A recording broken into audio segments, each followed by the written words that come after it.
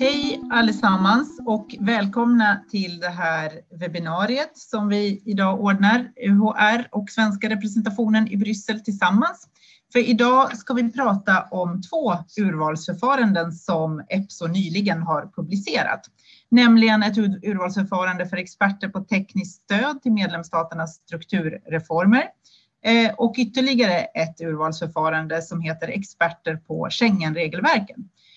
Och vi har med oss två gäster här idag som jobbar med de här frågorna dagligdags och ska berätta lite grann för oss om hur en vanlig arbetsdag ser ut. Mitt namn är Natasha Boskovic. Jag sitter på svenska representationen i Bryssel och arbetar med strategisk EU-rekrytering. Så har man några frågor om hur man tar sig in i EUs institutioner så ska man inte tveka att höra av sig till mig. Men jag tänker att nu lämnar vi över ordet till våra gäster som vi har med oss idag för att det är fokus på dem idag. Och den första av våra gäster är nämligen danska. Så jag tänker att jag går över här nu och byter språk till engelska och det har faktiskt mest att göra med min begränsade danska och inte vår gästs begränsade svenska. Så jag släpper in Louise Wandahl Jensen. Welcome Louise to this webinar today, and Louise is a seconded national expert at DG Reform. So welcome, and I would just like to pose the first question to you, and I would like you to tell us a bit more about your background, and when did you move to Brussels? How long have you been here? Okay, thank you very much. I am a seconded national expert in DG Reform, and I have been working in DG Reform for more or less 2 years, a little bit more than 2 years now. I am seconded from the Danish Ministry of Taxation, and I am an economist from, my educational background is an economist. I use that background in my work in DG Reform, but it's also a little bit broader, the work that I do in DG Reform, yes. So, I think that is it. Thank you. Could you tell us a bit more about, your working day, from day to day? What do you do? Do you write briefings? Do you, what do you do as a technical expert? Yeah, sure. We do kind of a lot of, it's quite a broad job. My title is a policy officer, and I mainly do project management. I have around 10 projects that I project manage, and I work in the unit that is called Revenue Administration and Public Financial Management. My main focus area is tax policy. We are a group that focus on revenue administration, and the group of experts that we are in my unit is quite divided on different issues. So my issue is mainly tax policy and tax modeling, economic models. Another experts has expertise in transfer pricing. Some is more focused on the actual revenue administration authorities, their organizations. So it's quite broad. We oversee that we have DG Reform has like an annual wheel that we work after. So member states at the end of October submit their requests for new projects, and then the policy officers evaluate them, assess them, and present them to the board around Christmas, and then the board decides which requests will actually be turned into projects. In that phase, assessing, you also go quite detailed into how could we structure a project, and in that process, your background and expertise is quite important, because you don't know how to structure a project unless you actually understand the contents of what the member states wants to do with it. And then when it has been decided which project will we go forward with, you get engaged in the more detailed project design, structure it. You do procurement material, grant material, depending on how you want to kind of send it out. And you evaluate which experts should the European Commission hire, unless you can do it yourself as a direct support. Who would be the best ones to provide the technical support that DG Reform offers to the member states. And then you, through the project, participate in the work with the projects. You're kind of in the middleman between the member state and the experts providers Commission has hired. So the main role also is to identify the needs of the member states and make sure that the provider actually provides it. And that triangle can be a little bit tricky because sometimes the member states are not super clear on what they actually want to do and maybe don't have the expertise to kind of state it. So you need to help them in that area as well. So I think that is like the overall, but then there's also the political part of it. So if the commissioner is posting something, wants to focus on it, you do the briefings, these things. You also, quality assurance is also part of the job. So whenever a provider has provided a deliverable, you are the person that actually approves it. So it's quite broad. Okay, it sounds super exciting to be the one coordinating 10 different projects at the same time and working with so many different member states. I'm wondering, do you focus on a special region, for instance, like the Nordics, given your background, or do you have other member states assigned? How does that work? I actually have two roles in DG Reform. I'm also what we call a country coordinator. So I coordinate all the projects that goes to Sweden. Actually, I'm the country coordinator for Sweden, and is more involved in how our cooperation DG Reform versus Sweden is. I think it depends a little bit on which unit you come from, if you have a special area or if it's more thematic. I am more focused on the whole modeling part, and that is a request from around all Europe. So I work in very different member states. I work quite a lot in Italy and in Latvia and Romania, Slovakia. Yeah, so it's really broad, but that's also what makes it quite exciting. And Lithuania is also one of my big clients. Yeah. Sounds super interesting. Now, we are in the midst of a pandemic here, so working life is very different for all of us today. But I'm wondering, given the fact that you work with so many different countries, if we didn't have the pandemic, would you travel a lot in your position? And could you also tell us a bit more about working hours and things like that, work-life balance? From the inside, because I mean, you've had the chance to see how it works in Denmark, and now you have the chance to see how it works in the Commission. Could you elaborate a bit on that? Yes, of course. Before, I mean, life is really different now under the pandemic. But before the pandemic, yes, you travel quite a lot. I traveled, I think my estimate would be once a week, maybe every second week. So it is quite a lot. I have a feeling though that this might change after the pandemic. There might not be as managed travels as before, considering Commission also want to be more green. But I mean, I think it's still something that we will see how it comes. And yeah, I mean, the working hours, is something, I mean, it is quite of a big part of your life, especially when you have all of these travels. It just takes a lot of energy.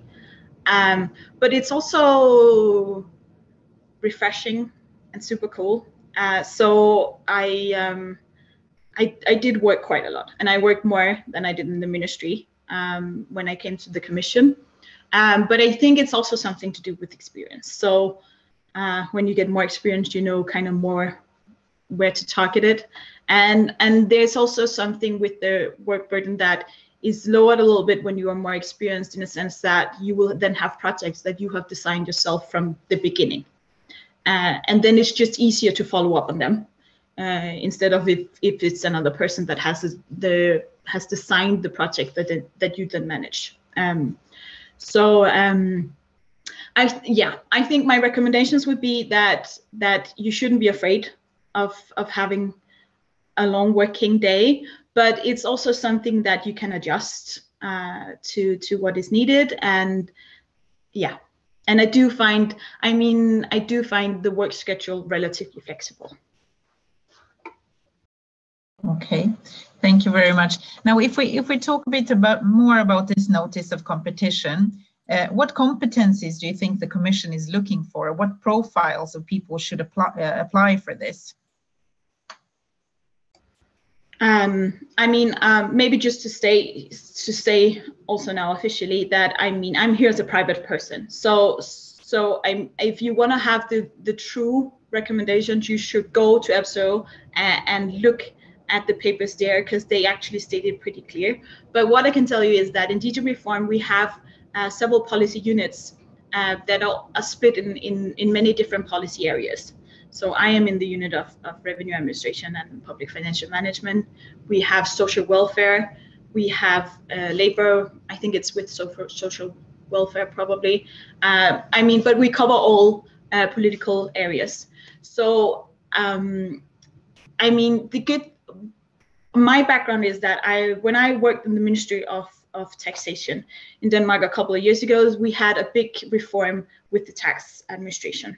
So I both had the background of knowing how to do policy, but also had a more experience in guiding authorities to do reforms. And I think that is a big advantage if you have this kind of experience, not only knowing how to do policy, but actually knowing how to do policy reforms. So that would be my recommendation to look into it. But I think the DG Reform is looking for quite a lot of different profiles. So it's quite a broad competition, is my understanding from reading the papers. Thank you. I just have a last question, and that is, why do you think one should apply for this notice? And what's the best thing about your job? Why should people apply? I think people should apply if they wanna do a difference. My job is you get to do quite a lot of things, and a lot of very different things, and it's a really nice feeling that you know what you do is actually doing a difference. The good thing about working in DG Reform is that it is not, the member states apply to have the projects. So we don't come from the parts of the Commission that tells the member states you should do this and this and this, but the member states actually want to do the projects and are very engaged. So you can have quite a very close cooperation with the member states and their project manager on their side. And that is like super cool. And you get to work with a lot of very different people around Europe. So I think if you want to have this understanding of understanding other people, and then bringing your expertise and your background in front, supporting them, then you should apply. Thank you very much, Louise. It sure does sound very like a very interesting workplace with a lot of interesting things to do. Thank you very much for being with us today. I'll switch back to Swedish och välkomnar Katrin de la Cour till det här samtalet. Katrin jobbar på DG Home, har såklart en lite annorlunda profil än Louise och är dessutom EU-tjänsteman. Välkommen Katrin, kan du berätta lite grann för oss om hur din vanliga arbetsdag ser ut och vad jobbar du med på dagarna? Ja, tack Natasha. Det är trevligt att vara här. Jag har arbetat i kommissionen i ungefär 10 år på olika poster, framförallt med samordning. Just nu är jag sektionschef i enheten som arbetar med återvändande av migranter som inte kan stanna inom EU. Mitt jobb är väldigt varierat. Jag arbetar med allt från att förhandla och förbereda lagstiftning och förslag inom området av återvändande. Jag arbetar med briefings för att förbereda våra chefer när de förhandlar eller pratar om vårt område. Och sen har jag också en del som är mer operationellt. Vi arbetar tillsammans med EUs gränsbevakningsbyrå Frontex inom återvändande, där vi arbetar väldigt konkret med förberedande av återvändande och hur vi arbetar med tredje länder och hur vi samarbetar på det planet. Så det finns också en operationell del. Sen handlar det mycket om att analysera och se hur medlemsstaterna tillämpar lagstiftningen inom återvändande, och det är till viss del en del av Schengen-regelverket, så att vi arbetar mycket på de planerna med att analysera och utvärdera hur medlemsstaterna tillämpar lagstiftningen på det här området. Spännande, Katrin. Tack för det. Och jag nämnde inledningsvis att du är ju EU-tjänsteman, som du har ju tagit dig igenom ett sånt här urvalsförfarande. Ja. Vad tror du att man söker den här gången? För att det är ju en specifik konkur, en expertiskonkur den här gången. Vad tror du att man söker? Det är en ganska specifik konkur. Jag tror att all underlag är ganska tydligt på den punkten vad som söks, men jag tror framförallt man söker personer som har någon form av expertis inom de områden som faller inom Schengen-regelverket, så gränsbevakning, polissamarbete, viseringspolitik, återvändande som då är mitt område. Så personer som har arbetat inom det här, om man har haft ett mer operationellt och praktiskt jobb inom det här tidigare, eller om man mer har arbetat med lagstiftning eller på en myndighet med de här områdena, så tror jag att det här är en intressant profil på det här området. Kan du berätta lite grann om villkoren som EU-tjänsteman? Alltså det är ju ett ganska fördelaktiga villkor, kan man tycka. Du berättar lite grann, Louise var ju också inne på det, men liksom arbetstider, lön, hur ser det ut med resor? Det står i det här urvalsförfarandet att det ska vara mycket resor, men som sagt nu är det ju pandemi, så vi får se hur det hela utvecklar sig. Men om du kan prata lite pre-pandemic här. Ja, alltså generellt sett så kan jag tycka att det här är ett kanonjobb. Villkoren är jättebra inom EUs institutioner. Lönerna är konkurrenskraftiga och intressanta.